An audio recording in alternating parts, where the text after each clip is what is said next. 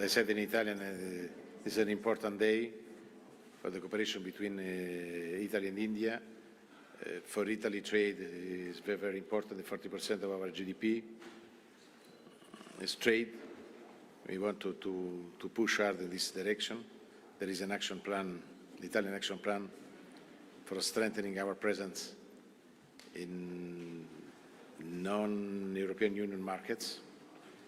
India for us is a priority for more investments, Italian investments in your country, but also for export. But we are ready also for accepting, for pushing for more Indian investments in my country, in Italy. There is a translation for the Italian press also, for the television, because manca di interprete. Okay, continuo I move on in English. It's important also for our cooperation to strengthen IMEC. We believe in this very important project. It's a good link between continents, it's a good link between India and Italy. With the Minister Goyal, we decided to organize two important events, one in India, probably Mumbai, and other in Italy, in Trieste, for talking on this, for pushing hard in this direction, because this project is crucial for the next years. The link between India, Israel, Africa, Saudi Arabia, Emirates, and Mediterranean Sea to Italy is very, very important for infrastructures, but also for trade, for both. And we are ready for doing more for Italy. Then this IMEC is important not only for Italy, but also for all European countries. Port of Trieste is the port of the Middle Europe, for Germany, Austria, and also Romania, Bulgaria, Slovakia, Czech Republic. This is very, very important work in this direction. We are ready also for strengthening cooperation between governments on trade, also for a better cooperation, for reducing tariffs, for reducing bureaucracy, because for our companies, for both companies, Indian and Italians, is important to work without burden coming from bureaucracy. And this is very, very important for both.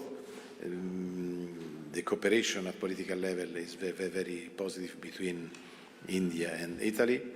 I want to propose to Minister Goyal to organize an exchange of stagiaires coming from my ministry to trade ministry, for having Indian civil servant for a stage in my ministry, for helping both ministries for a strongest cooperation. This is an idea. If the minister is in favor, it's possible to organize from the next month this exchange of stagiaires in our ministry for pushing hard on trade. I agree with the minister on tourism. We are ready for receiving more Indian tourists, but also for pushing more Italian tourists to India. Because our heritage is very important, and the Italians understand much better than the others the importance of Indian heritage. And Indians understand much better our historical heritage, because you have an important heritage. Then after the minister, I will talk in Italian for Italian televisions. Okay, also in the cooperation in many, many sectors. For this, there are a lot of B2B, also in the afternoon. This is very, very important, the direct contact between Italian and Indian companies for joint ventures, or for doing more, not only in Italy and India, but also for working hard together in Africa and South America together. Thank you very much, Excellency Deputy Prime Minister Tajani. Thank you for your warm hospitality and for inviting, along with one of the largest delegations that has ever come to Europe. My team is truly grateful for connecting businesses from Italy and India during this Business Council. It is a very important day. We are meeting today on World Environment Day with the theme Ending Plastic Pollution. Prime Minister Narendra Modi has offered to the world his vision of lifestyle for environment. And I'm indeed grateful that Honorable Deputy Prime Minister Tajani took me to visit an excellent plant on waste to energy early morning today, where we witnessed the huge potential and benefits that we can gain from a collaboration between Italy and India towards sustainability and better management of waste. I think the two visits, Deputy Prime Minister Tajani coming to India in April, then a business delegation from the world of entertainment and audiovisual coming to India in May, coupled with our own visit in June with this large delegation covering science, technology, clean technologies, renewable energy, infrastructure creation, automobiles, food processing, smart manufacturing, startups, reflects the strong ties and the huge potential that the two nations hold for each other. Today, I was privileged to co-chair the 22nd Joint Commission with Deputy Prime Minister Tajani. It is a platform for structured and result-oriented cooperation across priority sectors to meet the vision of both our Prime Ministers, Ms. Meloni and Mr. Modi, towards the joint strategic action plan implementation by 2029. We have discussed and agreed to work together on Industry 4.0 for smart manufacturing, to promote a bridge between the startups of Italy and India, to expand our collaborations in technology between the two businesses of two countries for co-production, co-design, co-development. We have agreed in principle to establish joint working groups in the space sector, automobile sector. We plan to revitalize the working group on agriculture and food processing. And we will soon be convening the next joint working group on renewable energy. A number of sectors have been identified for greater cooperation, including an MOU on agriculture cooperation between Italy and India. We have reaffirmed the importance of green hydrogen, biofuels, and collaboration in renewable energy under the International Solar Alliance and the Global Biofuels Alliance. I'm very confident with the shared commitment between the two countries and our businesses, we will take forward trade, investment, technology, and tourism. Friends, during the last 2 days, our business leaders have had the privilege of having several B2B meetings with businesses in Italy. I'm given to understand that there are over 350 engagements between Indian businesses and Italian business persons planned during this delegation.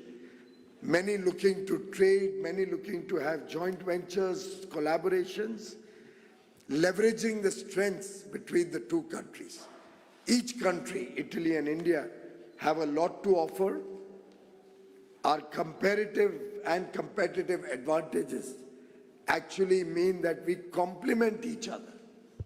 We hardly compete on any item.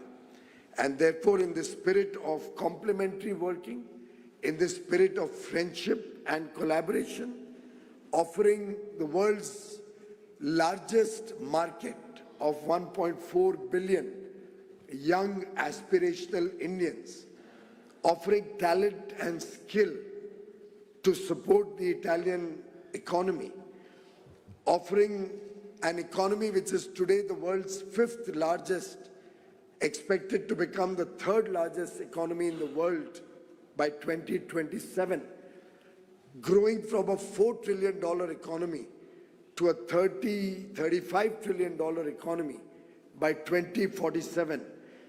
The biggest business opportunity that mankind has ever seen.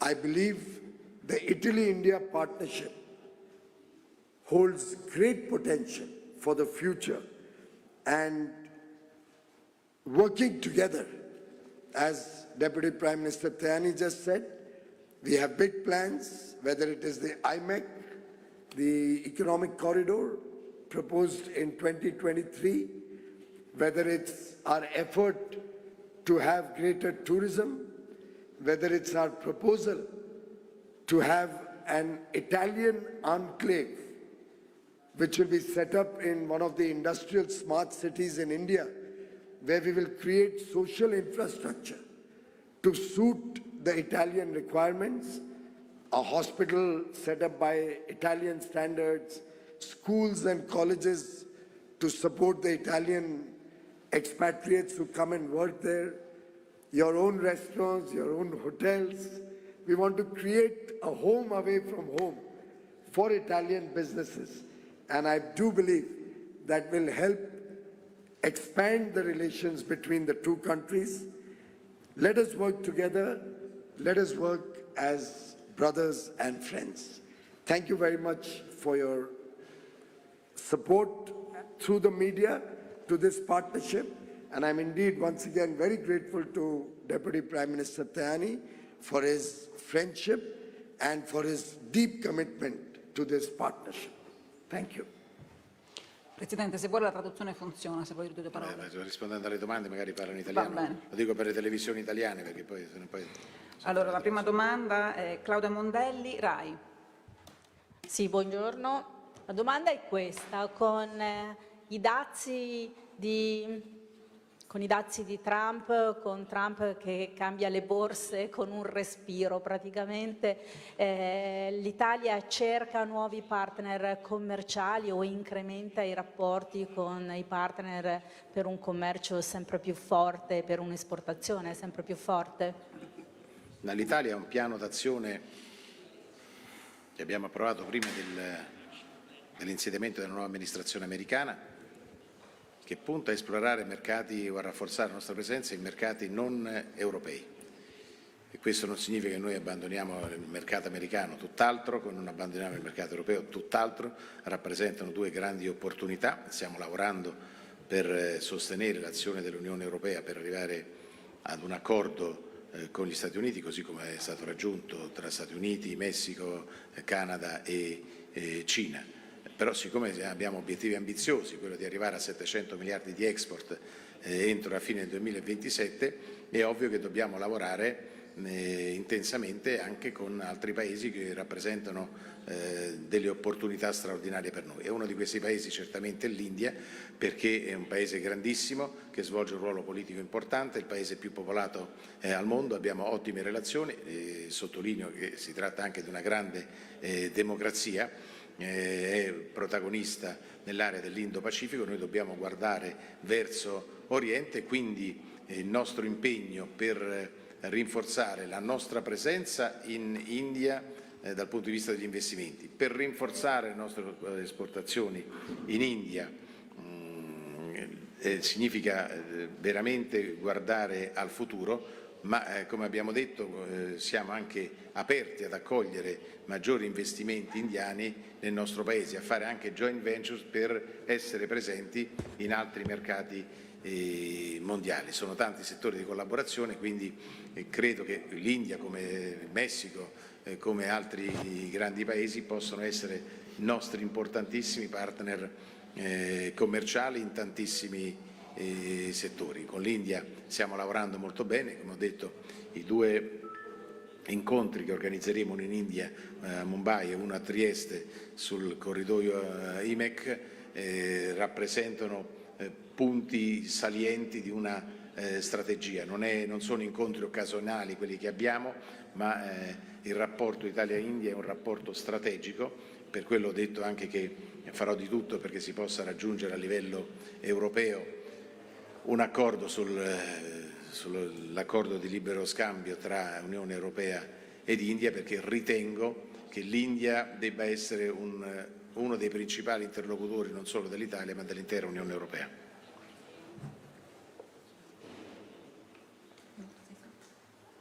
I second what Deputy Prime Minister said.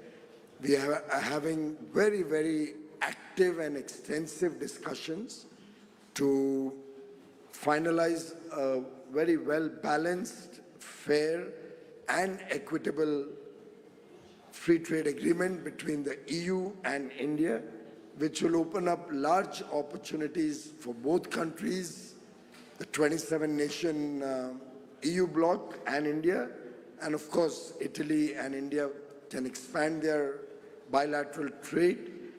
It will recognize the potential areas of cooperation, make trade easier, help to reduce regulatory overburden, help to reduce non-tariff barriers on both sides, also recognize the sensitivities that both the European Union countries and India may have, so that we don't focus on the sensitivities, but focus on the complementarities and work together to expand our trade and investment. Thank you. La seconda domanda, Rajesh Rai, PTI. Hi, sir. Sir, we both talked about working on Industry 4.0 and smart manufacturing, and for these two things, critical minerals will be key. So are we looking at working on critical minerals sector, how we can ensure a smooth supply of these minerals in India and Italy? Only yesterday, I met an Italian company which is already working on processing of critical minerals. I think it is important that the world recognizes the dangers of critical mineral supply and processing being concentrated only in particular geographies, which at any point of time can hurt economic development. Also, we have a lot of encouragement given to startups, to R&D, to new innovators to find alternate and smarter solutions so that our over-dependence and over-reliance on certain critical minerals can reduce. I totally agree with my friend. It's important to cooperate in many, many sectors. This morning, very interesting visit to this company A2A on circular economy. But it's possible to do more in the space sector. It's possible to do more in the cinema and broadcasting sector. It's possible to do more in agriculture. It's possible to do more in machinery sector. As I said, the space is very, very important for both. It's the future. We need to do more all together. But I think it's possible that there are many, many, many sectors where it's possible. Recycling is also, renewables also is important. It's possible for this to strengthen the cooperation, also to work through joint ventures in this crucial sector of our industrial and our industry. La prossima domanda, 8 Lanzavecchia, ADN Cronos. Grazie. Hi, thank you. I'm wondering about IMEC. Exactly what areas of cooperation could be the most prone to foster cooperation between the countries? What areas specifically do you envision Italy and India cooperating in? And how do the current geopolitical environment impact the development of IMEC? The Middle East, we all know, it's meant to pass through there. So how do you see this developing? Thank you. I think there's a shared understanding amongst all the countries along the IMEC route, starting from India through the Middle East, into Europe, on the other hand, taking a spur towards Africa, that the economic benefits and the impact on the environment with better connectivity, smarter connectivity, and seamless connectivity will be huge for the economic development of all the countries along the route. Certainly, there are geopolitical challenges one will have to overcome. But I think with the deeper understanding of the benefits that this will give to all the countries, I'm sure that we will see good progress. We are still at the stage of firming up how this will pan out, what will be the route that will be most appropriate, which are the countries that will support it the most with finance and through right-of-way. But if you look at the huge benefits, whether it is connectivity, whether it is in terms of transport or logistics, through roads, railways, reduction of the shipping pollution that today we are seeing in the oceans, the fact that it will also expand connectivity for the telecom sector. Energy can flow going forward through this corridor. Prime Minister Narendra Modi had articulated and offered a solution: one earth, one grid, one sun. The entire world is blessed with the sun and the rays of the sun. At different times of the day, the sun shines bright somewhere or the other on earth. And if the world was to have an interconnected grid, then solar energy alone has the power to provide energy need of the entire world in a clean and renewable fashion. So there are tremendous opportunities that connectivity will bring, and I do think that all of us along the route are committed. Italy has played a very important role and is one of the prime creators of this concept of IMEC, and I'm sure Italy and India will work together to make this a reality.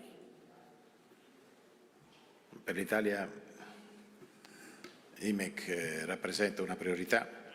Abbiamo già nominato un inviato speciale che è l'ambasciatore Talò, che sta seguendo e ha partecipato anche oggi ai lavori della commissione mista, quella che ha riunito i dirigenti delle amministrazioni indiane e delle amministrazioni italiane. Noi riteniamo che sia dal punto di vista commerciale sia dal punto di vista infrastrutturale il corridoio possa essere anche fondamentale e utile forse nel Medio Oriente per cercare di dare anche una prospettiva di pace e di crescita a popolazioni che stanno vivendo momenti drammatici. Pensiamo a quello che accade alla popolazione di Gaza, martoriata da una guerra, da continui bombardamenti, e pensiamo anche al destino degli ostaggi israeliani alle mani dei terroristi. Credo che rappresenti una grande opportunità per rafforzare anche gli scambi commerciali con paesi che non sempre hanno relazioni commerciali così forti, quindi anche il collegamento con i paesi del Golfo, con i paesi africani e come dicevo prima, arrivando anche attraverso i Balcani occidentali, perché si sta ipotizzando già con i paesi, con la Croazia, con la Serbia, anche di corridoi ferroviari che possono favorire anche i trasporti, quindi diventa diciamo così, questo corridoio fondamentale anche per lo sviluppo dei singoli paesi, quindi una straordinaria opportunità che deve coinvolgere tanti paesi, per questo noi che siamo un po' i due terminali, si parte dall'India, si arriva in Italia, abbiamo credo il comune compito di coinvolgere il maggior numero di paesi, coinvolgere il maggior numero di imprese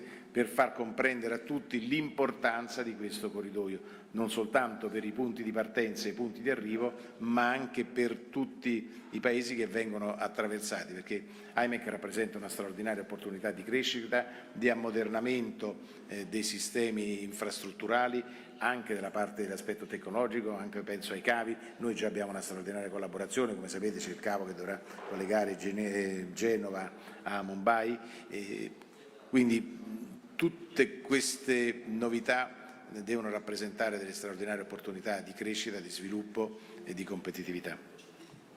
Ora Economic Times, Kirtika Sonaja.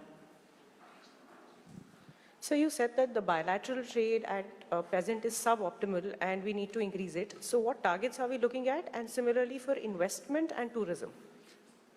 We have not yet set a number as a target, but clearly we are working at about $14–15 billion of bilateral trade. We have very good cooperation and investments between the two countries. Our focus now is to see that the EU-India Free Trade Agreement gives opportunities for businesses on both sides to work together, to work in both countries to support each other's economy depending on what is most suitable in which country. Our complementarity will help to expand trade and investment. On tourism, we believe our culture, tradition, our rich heritage will be the prime driver, and art and culture together really define the future. Any country which has not respected its traditions, its heritage, has not progressed. And both Italy and India are very proud of our history, of our offerings going back thousands of years, of our civilizations which led the world at different points of time.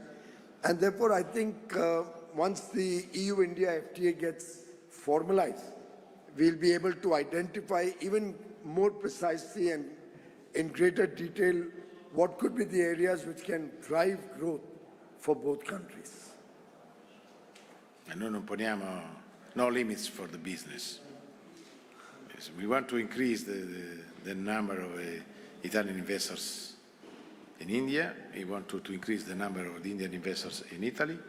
And for this, no limits. It's possible to move on and to do more. We are ready. We are very ambitious. The relations are super positive.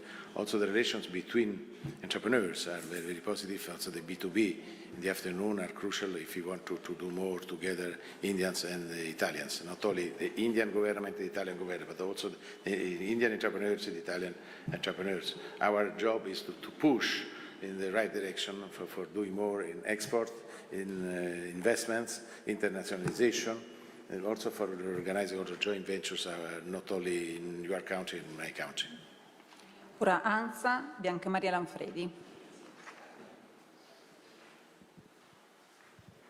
Volevo sapere se l'obiettivo di chiudere l'accordo di libero scambio entro l'anno le sembra plausibile o addirittura prima di quello, e poi vorrei sapere da entrambi, visto che si parla di dazi, se gli ultimi dazi che sono entrati in vigore negli Stati Uniti, che riguardano acciaio, quindi un settore di cui entrambi vi occupate, sono particolarmente preoccupanti. Grazie. I dazi non sono mai un fatto positivo, non aiutano la crescita, quindi il mio obiettivo è quello di ridurre sempre più i dazi e non aumentarli. Quindi non la considero una scelta utile per nessuno, neanche per chi li impone i dazi. Per quanto riguarda il libero scambio, noi abbiamo due accordi a livello europeo molto importanti, anzi tre, quello con il Messico, il Mercosur e naturalmente quello di cui abbiamo parlato oggi con l'India. È nostro interesse arrivare a concludere quanto prima, bisogna trovare degli accordi, ci sono ancora dei punti sui quali bisogna fare, come possibile, trovare un punto d'incontro, però mi auguro che entro la fine dell'anno si possano risolvere tutte e tre le grandi questioni commerciali. I personally think you've touched a very important point. While we are committed to complete it before the end of the year, the progress being made and the speed of negotiations, literally with rounds of negotiations happening every 3 or 4 weeks, with intersessional meetings happening every week. And at the ministerial level, if you see, my counterpart, Maroš Šefčovič, and I have had meetings on 3 occasions in less than 35 days. We met on 1st of May, which incidentally is a very important day, Labor Day. And in Europe, it's a holiday across as it is in India. But on a holiday, Maroš opened up the entire Commerce Department of the European Commission, and from morning 10 till night 10 o'clock, we were negotiating on a holiday. As I was telling Minister earlier, very difficult to get the Europeans to work on a holiday. But Maroš and his entire team and my entire team was working throughout the day on 1st of May. We met again on the 23rd of May, and the third time we met on the 2nd of June in Paris. So 3 meetings in less than 35 days to speed up the negotiations gives you an idea of the shared commitment of Europe and India. And we have already concluded the free trade agreement with the EFTA region, Switzerland, Norway, Liechtenstein, and Iceland about a year ago. We have concluded the UK free trade agreement last month. Now we only have to complete the rest of Europe with the 27-nation bloc of the EU. And we are committed to beat the expectations of our 2 leaders, and we are trying to do it much faster than the end of the year. Thank you very much. Chiudiamo qui la conferenza stampa. Grazie mille, buon lavoro a tutti.